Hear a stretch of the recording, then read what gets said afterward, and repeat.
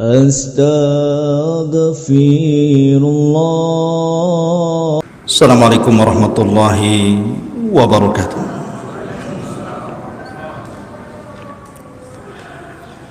Alhamdulillah wassalatu wassalamu ala Rasulillah wa ala alihi wa sahbihi wa mawalah wa la hawla wa la quwata illa billahi wa ba'du. Qala Allah azza wa jalla ya ayyuhalladzina amanu taqullaha haqqa tuqatih wa la tamutunna illa wa antum muslimun. Ma'asyiral muslimin, jamaah salat maghrib yang dimuliakan Allah subhanahu wa ta'ala. Alhamdulillah, segala puja dan puji hanya milik Allah subhanahu wa ta'ala yang telah mempertemukan kita di masjid ini. Salawat dan salam kita aturkan kepada Nabi kita, Nabi besar Muhammad sallallahu alaihi wasallam. Dan kita masih melanjutkan kajian kita, masih membahas tanda-tanda dari tanda-tanda kiamat besar. Dan ini pertemuan terakhir. Nanti mungkin kita akan mengupas tema lain setelah tema ini selesai. Ma'asyiral muslimin yang dimuliakan Allah subhanahu wa ta'ala, saya ulas kembali bahwa tanda-tanda kiamat besar itu ada 10. Dan kalau muncul salah satunya, maka akan terus muncul berurutan sampai kiamat dibangkitkan. Yang pertama sudah kita bahas, khurujud dajjal, munculnya dajjal. Dan dajjallah fitnah yang paling besar sejak Allah ciptakan Adam sampai kiamat dibangkitkan. Kemudian yang kedua, turunnya Isa bin Maryam. Dan turunnya Isa bin Maryam adalah alamatus sa'ah atau alamat tanda-tanda kiamat besar yang kedua yang ditugaskan oleh Allah Azza wa Jalla untuk membunuh Dajjal. Kemudian yang ketiga, khuruj Ya'juj wa Ma'juj, keluarnya kaum dari dua kabilah Yafis ibnu Nuh, turunan Yafis putra Nuh alaihi salatu wassalam, yang disebut dengan Ya'juj wa Ma'juj. Dua kabilah besar yang jumlahnya tidak ada yang tahu kecuali Allah. Maka ini 3 tanda dari tanda-tanda kiamat besar. Kemudian tanda yang keempat,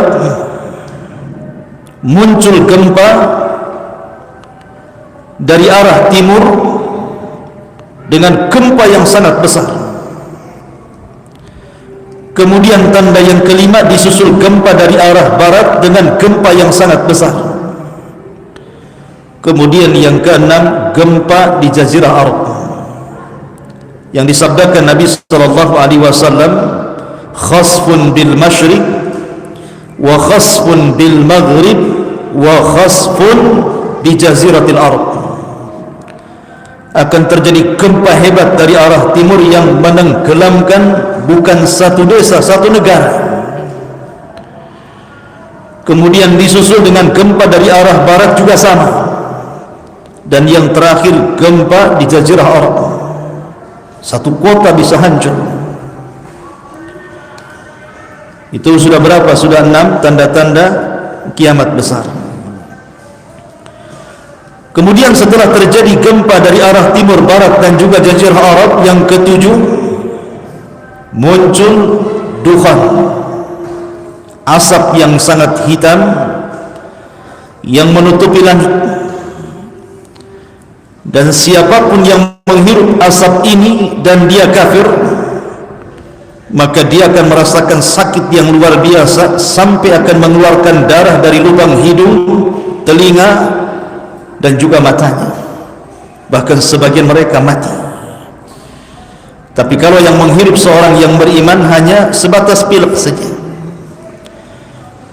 Kemudian setelah asap diangkat oleh Allah Azza wa Jalla, muncul tanda di mana tobat ditutup Allah Subhanahu wa taala. Muncul matahari dari arah terbenamnya, dari arah barat.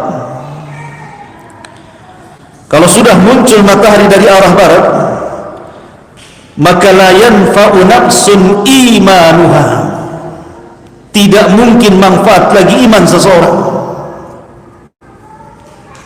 Doa sudah tidak diterima, tobat sudah ditutup, amalan soleh sudah tidak diangkat, percuma. Kemudian alamat yang keberapa? Yang ke-9, huruj ad-dabbah, munculnya binatang melata yang tugasnya menstempel mukmin dan kafir.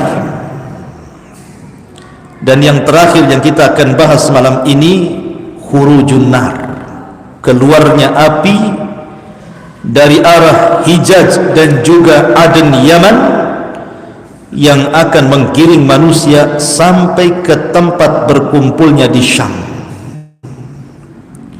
Ini 10 tanda dari tanda-tanda alamat kiamat besar. Kalau sudah muncul 10 tanda ini, maka bumi dan alam semesta akan dihancur-hancurkan Allah. Masyaallah muslimin yang dimuliakan Allah Azza wa Jalla, adapun keluarnya api dari arah Yaman Aden ada dalam riwayat Hijaz, dan itu sudah dibuktikan oleh NASA bahwa di bumi Aden Yaman itu memang banyak burkan di dalam perutnya. Itu dalam perut bumi Aden itu banyak burkan, artinya api yang sangat besar.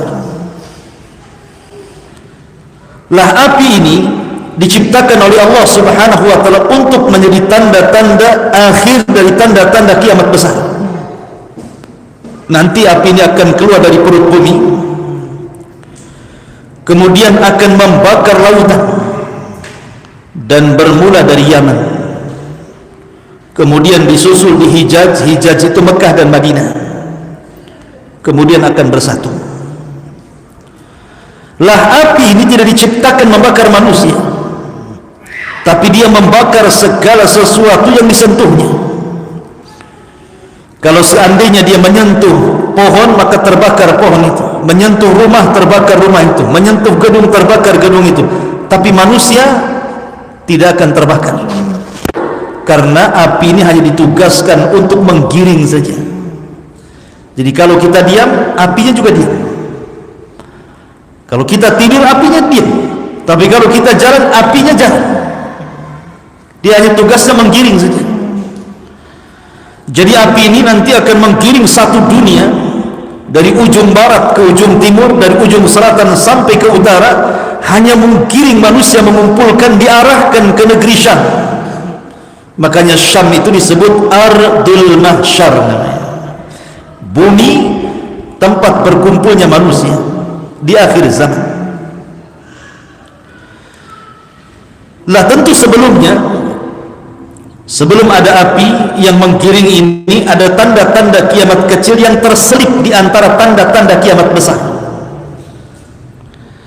Pertama, robohnya Ka'bah, dan itu setelah tidak ada yang haji lagi dan tidak ada yang umrah saat wafatnya Isa bin Maryam, karena Isa itulah yang terakhir haji dan umrah bersama kaum muslimin. Maka ketika kemudian Ka'bah sudah tidak ditawafi lagi, tidak ada haji dan umrah, maka muncul pasukan dari negeri Ethiopia, negerinya Abraha, negerinya Habasyah, yang bernama Dzu Suwaiqatain.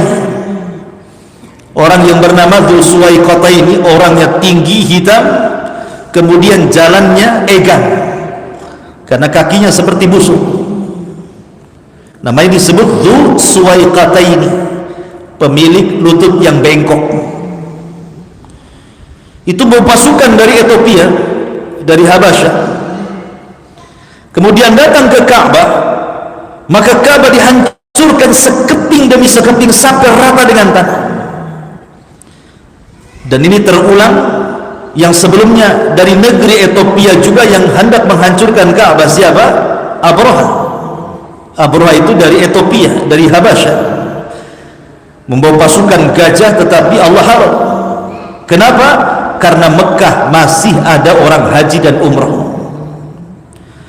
Tapi ketika kemudian Ka'bah sudah tidak ditawafi lagi, maknanya tidak ada haji dan umrah, nanti di akhir zaman, maka akan muncul pasukan dari negeri Habasyah, Ethiopia, dipimpin oleh Dzul Suwaiqatain. Di tangannya ada palu besar, kemudian mencongkel Ka'bah sebata demi sebata sampai rata dengan tanah. Kemudian digali dan diambil pembendaharaan isinya. Emas-emas yang di bawah Ka'bah itu semua diambil. Tapi kemudian tentara Dzul Suwaiqatain ini dihancurkan oleh tentara dari Yaman, dari negeri Himyar, dan dibunuh dan dikalahkan. Ini juga tanda kiamat kecil yang terselip di antara tanda-tanda kiamat besar. Termasuk juga tanda-tanda kiamat kecil yang terselip di tanda-tanda kiamat besar adalah munculnya angin yang sangat dingin sekali. Dinginnya itu sampai kemudian mencabut arwah orang-orang yang beriman walaupun memiliki iman sebiji darah. Jadi angin ini akan masuk ke ketiak-ketiak orang-orang yang memiliki iman walaupun sebiji darah. Tidak ada yang tersisa, sehingga yang disisakan hanya orang-orang yang tidak ada iman lagi, hanya orang-orang kafir dan munafik. Dari situlah Nabi SAW bersabda, la taqumus sa'atu illa ala syiraril khalqi.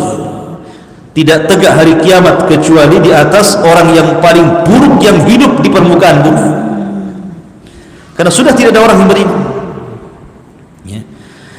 Ma'asyiral muslimin yang dimuliakan Allah Subhanahu wa taala, lah ketika itulah maka tanda-tanda kiamat yang terakhir, muncul api dari arah Adan Yaman dan menggiring manusia dari Hijaz terus sampai satu dunia dikumpulkan di Ardus Syam, di negeri Syam.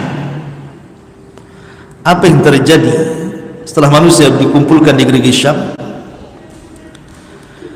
Maka Allah Subhanahu wa taala perintahkan Israfil.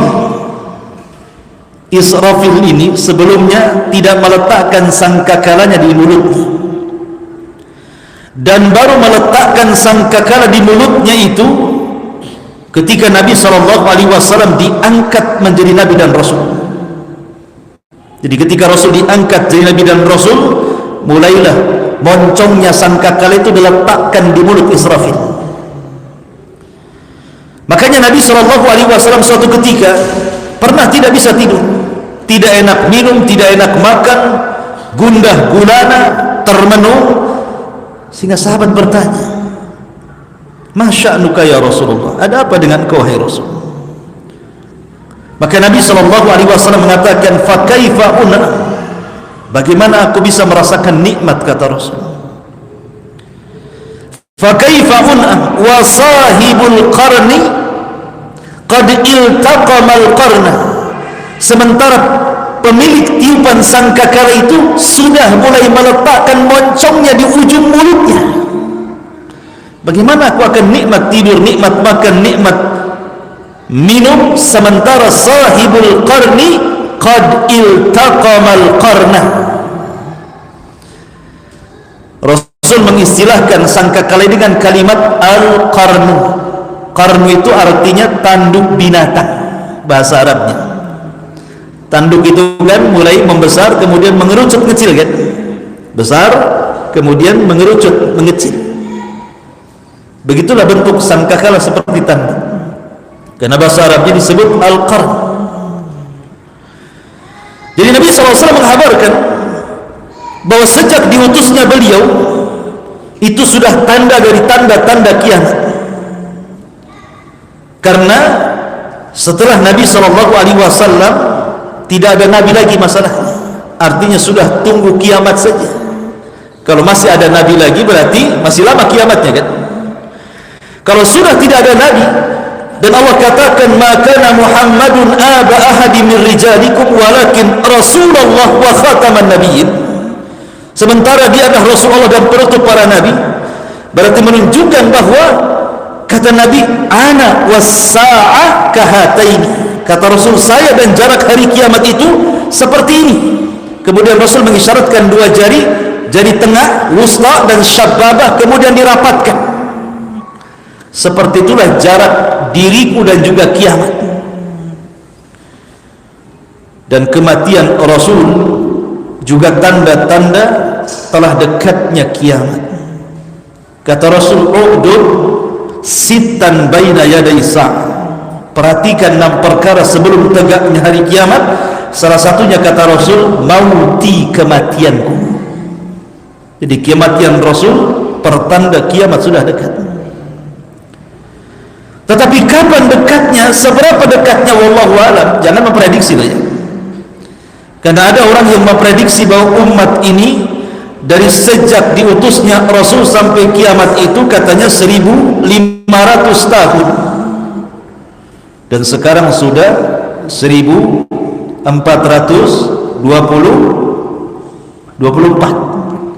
23, 43, berarti sisa berapa tuh?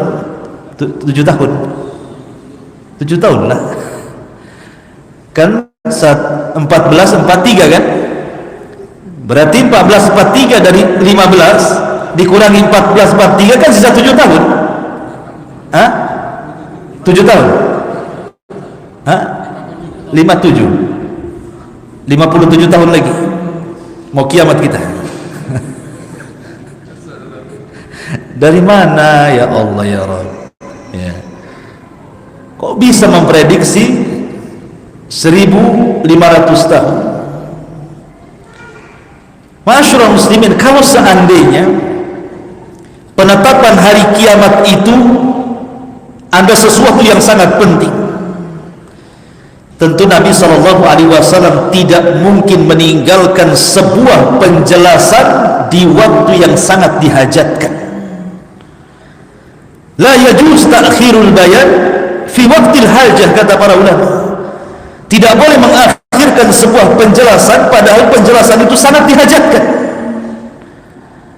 Tetapi karena kiamat itu adalah rahasia Allah, Allah yang tahu, sampai kepada Nabi dan malaikat Jibril saja tidak tahu. Ketika Jibril bertanya soal kapan kiamat, apa kata Rasul? Mal mas'ulu anha bi'a'lama minas sa'il. Orang yang ditanya tidak lebih paham dibandingkan orang yang bertanya. Maknanya saya dan engkau wahai Jibril tidak tahu kapan kiamat. Kalau sekelas Rasul tidak tahu kapan kiamat, kemudian sekelas Jibril tidak tahu kapan kiamat, tiba-tiba muncul seorang ustaz yang memegang kunci hari kiamat atau jadi panitia hari kiamat, memprediksi bahwa kiamat sudah ditentukan waktunya. Akalnya di mana? Kok dia bisa mendahulukan Allah, Rasul, bahkan para malaikat? Ma'asyiral muslimin yang dimuliakan Allah Azza wa Jalla. Makanya kenapa Allah rahasiakan kiamat itu? Karena ada hikmah. Ada hikmah di balik rahasia. Kenapa Allah tidak memberitakan kiamat itu? Kapan terjadinya?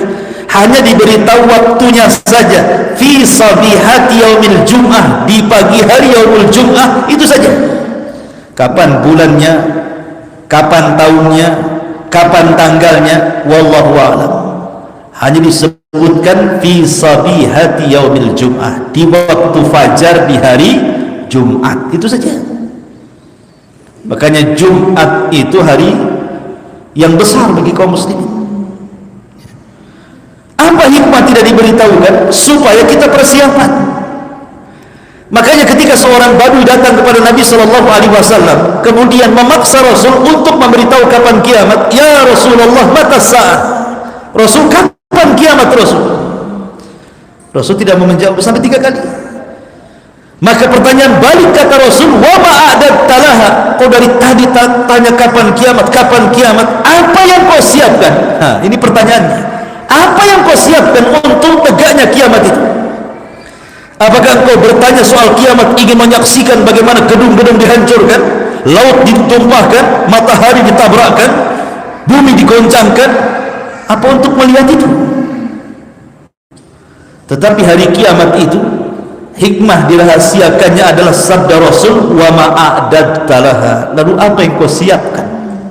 Jadi dirahasiakan itu untuk persiapan, dan persiapan terbaik hanyalah takwa. Wa tazawwadu fa inna khaira zadi taqwa. Berbekalah kalian, karena sebekal-bekal terbaik adalah takwa. Melaksanakan perintah, menjauhi larangan, menikmati yang dihalalkan, menjauhi yang diharamkan. Itulah takwa. Ma'asyiral muslimin yang dimuliakan Allah Azza wa Jalla, ketika Israfil meniupkan sangkakalanya, terjadi khilaf para ulama berapa kali tiupan. Sebagian ulama mengatakan bahwa Israfil meniup sangkakala itu 3 kali nafakhat, 3 kali tiupan. Yang pertama tiupan kejutan, yang kedua tiupan kematian, yang ketiga tiupan kebangkitan. Ini satu pendapat. Pendapat yang kedua, dan ini yang dirojehkan banyak para ulama, bahwa Israfil itu cuma meniup 2 kali trompet saja. Tiupan yang pertama adalah tiupan kejutan sekaligus tiupan kematian, dan tiupan yang kedua barulah tiupan kebangkitan di padang mahsyar. Lah ketika Israfil meniupkan sangkakalanya, Allah katakan dalam Al-Quran, Al-Qari'atu mal-Qari'ah. Apa itu Qari'ah? Qari'ah itu suara yang keluar dari moncong sangkakala yang ditiup Israfil. Dalam bahasa Arab itu Qari', suara yang mengetuk dengan keras itu disebut Qari'. Makanya Al-Qari'atu mal-Qari'ah. Wa ma adraka mal qari'ah yauma yakunun nasu kal farashil mabthus. Ketika suara itu keluar dari moncong Israfil, maka siapapun yang mendengar suara itu akan terkejut kemudian mati. Jadi suara itu akan terus mencari manusia yang hidup, mencari jin yang hidup, mencari malaikat yang hidup. Setiap kemudian terdengar suara, mati. Terus berjalan suara ini, setiap terdengar mati, terdengar mati, terdengar mati. Begitu. Satu persatu jin itu tumbang mati, satu persatu manusia mati, termasuk satu persatu malaikat mati. Ya Allah mengatakan, wa futihatis sama fakanat abwaba. Maka langit dibuka pada hari kiamat dan malaikat mengosongkan langit, dan satu persatu malaikat wafat. Jin juga sama, apalagi manusia, makhluk yang lemah, satu persatu mati. Dan yang pertama mendengar suara trompet itu rajulun, seorang laki-laki yang sedang memperbaiki kolam untuk minum unta, ya. Jadi ada seorang laki-laki sedang memperbaiki kolam, di mana kolam itu digunakan untuk tempat air minum unta. Dialah yang pertama kali mendengar tiupan sangkakala, tiba-tiba terkejut kemudian mati. Kemudian mulai ke jalan-jalan mati, masuk ke pasar-pasar, masuk ke rumah-rumah, masuk ke lubang-lubang, sehingga satu persatu manusia mati. Ya. Ketika tidak ada makhluk yang berakal kecuali dibinasakan oleh Allah Azza wa Jalla, mulailah suara itu menghancurkan satu persatu alam semesta. Bayangkan suara tiupan itu luar biasa dahsyat. Ketika kemudian tiupan itu mengenai bumi, apa yang terjadi? Idza zulzilatil ardu zilzalah. Maka bumi yang kita pijak ini menjadi gempa. Zilzalah. Zilzal diidofahkan kepada bumi. Allah tidak mengatakan idza zulzilatil ardu zilzalan, bukan. Tapi Allah mengatakan idza zulzilatil ardu zilzalaha. Ada haknya di sini. Ha ini idhofah ke mana? Kembali ke bumi.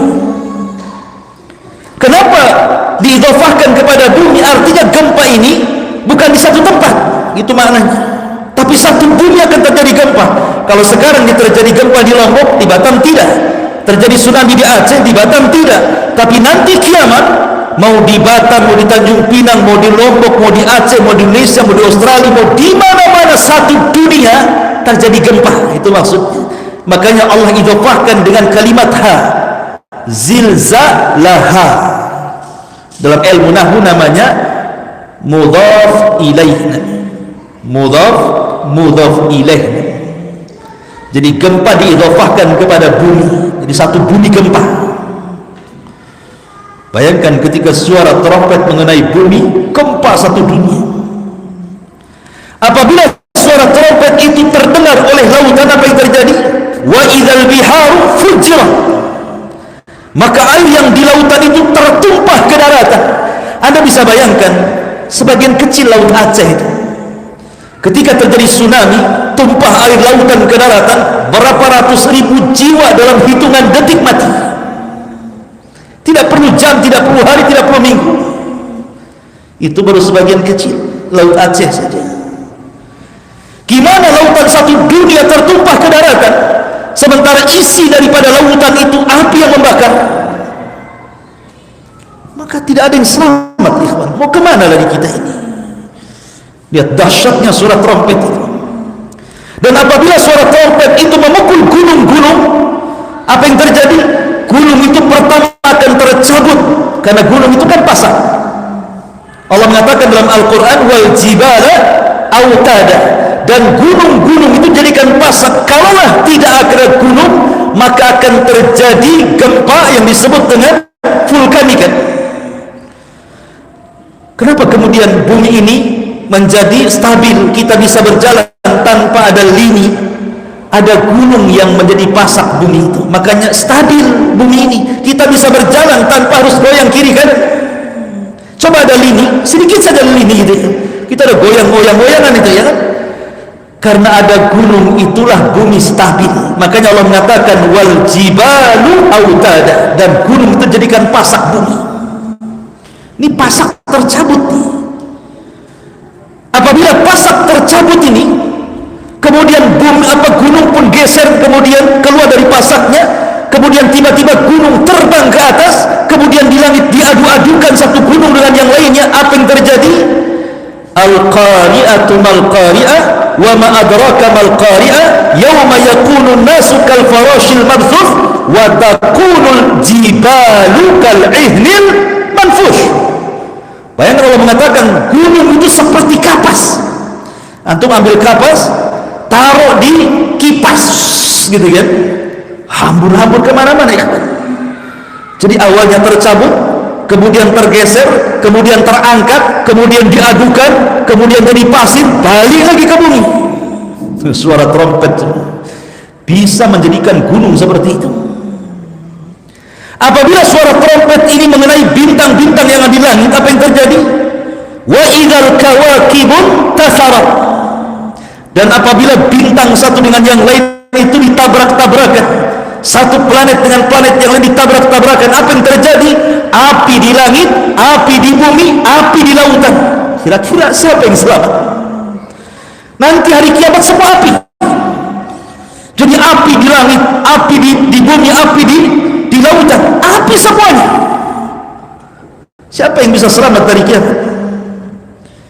Ma'asyiral muslimin yang dimuliakan Allah Azza wa Jalla, dari sekian planet itu yang diselamatkan cuma 2, matahari dan bulan, tidak dihancurkan.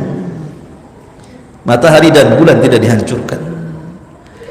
Matahari dan bulan ini tidak akan ketemu, kan?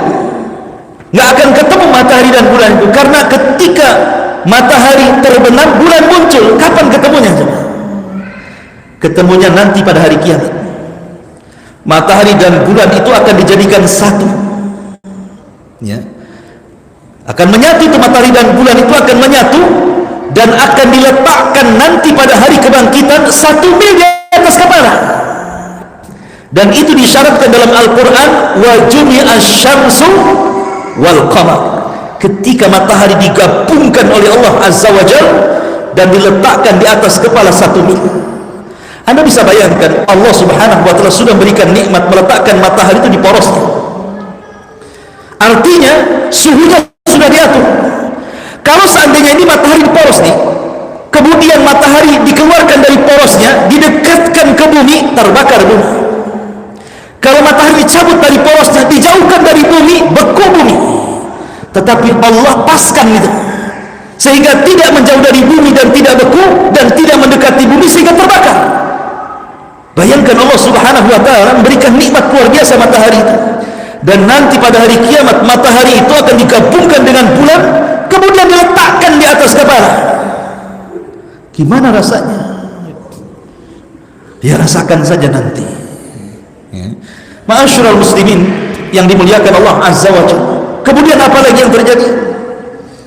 Apabila tiupan sangkakala terkena, makhluk-makhluk yang ada di langit, para malaikat satu persatu berjatuhan, tumbang, meninggal. Ketika itulah Allah Subhanahu wa Ta'ala genggam bumi, dan Allah melipat langit seperti melipat kertas. Langit itu kayak kertas diguling-guling gitu ya. Bayangkan kalau sudah langit digulung oleh Allah dan bumi dalam genggamannya, kemudian dihancur-hancurkan selama 40. Rasul tidak menyebutkan 40 hari, Rasul tidak menyebutkan 40 bulan, Rasul tidak menyebutkan 40 tahun. Kata Abu Hurairah radhiyallahu an, ketika Allah menghancur-hancurkan dari tiupan sangkakala pertama, kemudian sampai tiupan sangkakala kedua, itu jaraknya 40. Abu Hurairah ditanya, apakah 40 hari wahai Abu Hurairah? Kata Abu Hurairah, fa'abaitu, aku pun enggan menjawabnya. Apakah 40 bulan ya Abu Hurairah? Kata Abu Hurairah, fa'abaitu, aku pun enggan menjawabnya. Apakah 40 tahun? Fa'abaitu, aku pun enggan menjawabnya. Yang jelas jarak tiupan antara dua sangkakala itu, saat Allah hancur-hancurkan bumi dan langit dan alam semesta itu, 40. Tetapi kalau disebut angka biasanya terlama. Berapa? 40 tahun. Ya bisa 40 bulan, bisa 40 hari. Tapi biasanya kalau disebutkan angka diambil terlama. Berarti jaraknya 40 tahun. Dan kalau seandainya sudah hancur semuanya, tidak ada manusia, tidak ada jin, tidak ada malaikat, bintang sudah tidak ada lagi, bumi sudah hancur, lautan sudah kering, apa yang terjadi? Maka Allah Subhanahu wa Ta'ala akan datang, kemudian akan memanggil-manggil makhluknya dan mengatakan, limanil mulkul yaum, limanil mulkul yaum. Sekarang kalian tahu milik siapa kekuasaan ini? Ainal mutakabbirun, ainal jabbarun, di mana orang-orang yang congkak dan sombong itu? Limanil mulkul yaum, milik siapa kekuasaan ini? Tidak ada yang jawab, semua mati. Maka Allah jawab sendiri, lillahil wahidil qahhar. Ketahuilah bahwa kekuasaan itu hanya milik Zat yang satu, yang maha perkasa, Allah Subhanahu wa Ta'ala. Ma'asyiral muslimin yang dimuliakan Allah Azza wa Jalla, karena ketika makhluk itu semua diwafatkan, malaikat, jin dan manusia, yang tersisa hanya 4 malaikat. Malaikat Jibril, Mikail, Israfil, dan Malakul Maut. Allah memanggil Malakul Maut. Siapa lagi yang tersisa yang belum kau cabut nyawanya? Maka Malakul Maut mengatakan, semua sudah wahai Rabb. Malaikat semua sudah wafat, jin semua sudah wafat, manusia sudah wafat, kecuali Jibril, Mikail, dan Israfil. Maka Allah katakan kepada Malakul Maut, cabutlah nyawa mereka bertiga. Maka mulailah kemudian satu persatu Jibril dicabut nyawanya, Mikail dicabut nyawanya, Israfil yang meniup pun dicabut nyawanya. Kemudian Allah panggil lagi Malakul Mautin, ada yang tersisa? Kata Malakul Maut, tidak ada ya Rabb, kecuali hambamu yang fakir ini ya Rabb. Maka Allah mengatakan, kalau gitu matilah kamu. Maka kematian pun mati. Malaikat yang suka mencabut nyawa, dicabut nyawanya oleh Allah. Tidak ada lagi makhluk yang hidup di permukaan bumi. Di situlah Allah Subhanahu wa taala firmankan, "Yauma tubaddalul ardu ghairal ardi." Pada hari di mana Allah ganti bumi yang kita pijak dengan bumi yang baru. Apakah maknanya bumi yang kita pijak ini hilang, kemudian Allah ciptakan lagi bumi yang baru? Bukan itu. Bumi yang baru tetap bumi yang lama, cuman dirubah bentuknya. Kata para ulama tafsir, ketika mentafsirkan ayat yauma tubaddalul ardu ghairal ardi was samawati matwiyatun bi yamin akhir ayat, maksudnya bumi yang tadinya mukarrah, yang tadinya bulat itu Allah akan hancurkan dan Allah akan datarkan. Sekarang bumi itu ada yang meninggi, ada yang rendah, ada bukit, ada gunung, ada lembah.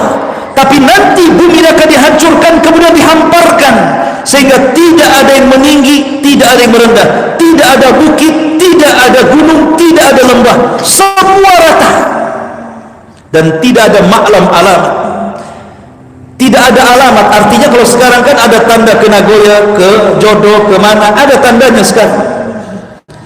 Ada tandanya ini RT sekian, kelurahan sekian, nanti tidak ada. Dan bumi akan kembali berwarna putih seperti tepung, seolah-olah tidak pernah dipinjak maksiat lagi. Ketika itu manusia dibangkitkan oleh Allah Azza wa Jalla pada tiupan sangkakala. Setelah Allah kemudian bangkitkan Israfil dan disuruh meniupkan kembali sangkakalanya, maka manusia akan dibangkitkan yuhsyarun nas yaumal qiyamah khufatan uratan ghurlan buhman, kata Rasul. Pada hari kiamat Allah akan bangkitkan manusia, pertama urah, tidak pakai baju, kemudian khufat, tidak pakai sandal, kemudian ghurlan, tidak dikhitan, kemudian buhman, tidak membawa satu pun harta di badan. Lalu apa yang dibanggakan? Apa yang dibanggakan? Artinya mau anda bekas presiden, mau anda bekas menteri, mau anda bekas pengusaha orang kaya, ketika nanti dibangkitkan, pertama tidak pakai pakaian, kedua tidak dikhitan, ketiga tidak pakai sandal, dan tidak memiliki harta di badan satu helai pun, seperti bayi yang baru lahirkan. Lalu apa yang dibanggakan? Maka Abdul Aziz, Umar ibn Abdul Aziz mengatakan, halaka anni sultani, ma aghna anni maliyah, halaka anni sultani. Duhai kiranya harta yang kubanggakan, apalah manfaatnya? Jabatan yang selama ini kuagung-agungkan, tidak pun ada manfaatnya, karena pada hari itu semua sama, semua sama. Jangan lagi ketika dibangkitkan, manusia ketika wafatnya semua sama, ya kan? Karena manusia itu punya kemuliaan kalau terangkai dari dua, pertama ruh dan jasad. Kalau ruh dan jasad masih menyatu, orang itu masih punya kemuliaan. Masih pakai baju bagus, bintangnya diletak-letakkan kiri kanan, ya kan? Masih punya mobil, mobilnya bagus, masih punya rumah. Itu kalau ruh dan jasad masih disatukan. Coba kalau dipisahkan ruh dan jasad itu, di mana jasadnya dicabut ruhnya, apa yang terjadi? Dia jadi bangkai, jadi mayat. Pakaiannya seragam, semua warna putih, warnanya putih semua. Tidak ada mayat itu dibungkus pakai kain batik, itu tidak ada ceritanya. Semua putih, kain kafan harganya murah, bisa dikoyak. Ke kuburan saya pakai keranda, pakai mobil ambulan, kan itu ambulan partai yang mengantarkannya. Sampai di kuburan apa yang terjadi? Ditinggal oleh keluarganya, hartanya jadi rebutan anak warisannya. Lalu apa yang dibanggakan? Itu baru mati, gimana hari kiamat? Ya. Masyaallah muslimin yang dimuliakan Allah Azza wa Jalla, intinya bahwa ketika manusia dibangkitkan itu, maka yang pertama kali dibangkitkan siapa? Nabi SAW. Sayalah orang yang pertama siuman, kata Rasul. Tapi setelah itu aku melihat Musa sedang bersandar. Aku tidak tahu apakah dia duluan yang bangkit ataukah diriku, kata Rasul. Saya tidak tahu. Tapi yang jelas adalah awal yang pertama keluar dari kuburan. Dan Allah mengatakan wa alqat ma fiha wa takhallat. Dan ketika tiupan sangkakala yang kedua, apa yang terjadi? Wa alqat, kami munculkan jasad-jasad sejak Adam sampai yang terakhir mati, dimunculkan dari perut bumi, kemudian dilempar ke dalam, ke atas bumi itu. Dalam riwayat wa akhraj, dalam ayat yang lain wa akhrajatil ardu azqalaha, dan kami keluarkan beban-beban beratnya dari perut bumi, kemudian diletakkan di dasar bumi. Maksudnya bangkai-bangkai manusia itu mulai bergelimang di padang mahsyar, belum ada roh, dan mereka dibangkitkan dari tulang ekornya. Setiap manusia yang meninggal akan disisakan tulang ekor. Tulang ekor itu kecil tapi tidak dihancurkan. Dari situ manusia dibangkitkan. Lah ketika semua jasad manusia sudah berada di permukaan di padang mahsyar, apa yang terjadi? Wa idzan nufusu zuwizat, apabila ruh dilesatkan ke dalam jasadnya. Ruhnya orang-orang kafir melesat dari sijin, dari bawah bumi yang paling dasar. Ruhnya orang-orang mukmin melesat dari illiyin, dari tempat ketinggian. Kemudian mereka melesat mencari jasadnya masing-masing, dan tidak ada yang tertukar dengan yang lainnya. Tak mungkin ruh saya tertukar dengan ruhnya Bang Karim. Tidak akan tertukar. Ruh akan sesuai dengan jasad yang pernah ditempatinya itu. Dan ketika wa idzan nufusu zuwizat, ketika ruh dilesat-lesatkan, dimasukkan ke dalam jasad, tiba-tiba kemudian orang-orang pun bangkit. Ketika mereka bangkit, kaget. Ketika kaget itulah apa yang terjadi? Malaha idza zulzilatil ardu zilzalaha wa akhrajatil ardu asqalaha wa qala al insanu malaha. Ada apa ini, katanya. Dan dalam surah Yasin, ya wailana man ba'atsana min marqadina, celaka kami, siapa yang membangkitkan dari tidur-tidur kami. Kemudian mereka dijelaskan seperti kal jaradil muntashir. Dalam surah Al-Qari'ah, Al-Qari'atu mal qari'ah wa ma adraka mal qari'ah, yauma yakunun nasu kal farash, maka manusia seolah-olah farash. Farash itu apa? Laron. Antum tahu laron? Kalau ada listrik, datang laron dari mana-mana, dari sawah, dari kebun itu, lihat cara terbang laron. Tidak ada laron yang beraturan. Laron itu terbang sesukanya, nabrak kawannya jatuh, nabrak kawannya jatuh, sayapnya jatuh, akhirnya besok pagi ada di bawah semua, kan? Itulah laron. Nanti pada hari kiamat orang-orang kafir dibangkitkan seperti laron, yang dari utara lari ke selatan, yang dari selatan lari ke utara, yang dari barat lari ke timur, yang dari timur, semua beradu satu dengan yang lainnya, nggak beraturan. Seraya mengatakan ya wailana man ba'atsana min marqadina hadza, siapa yang membangkitkan celaka aku. Tapi orang-orang yang beriman tidak lari.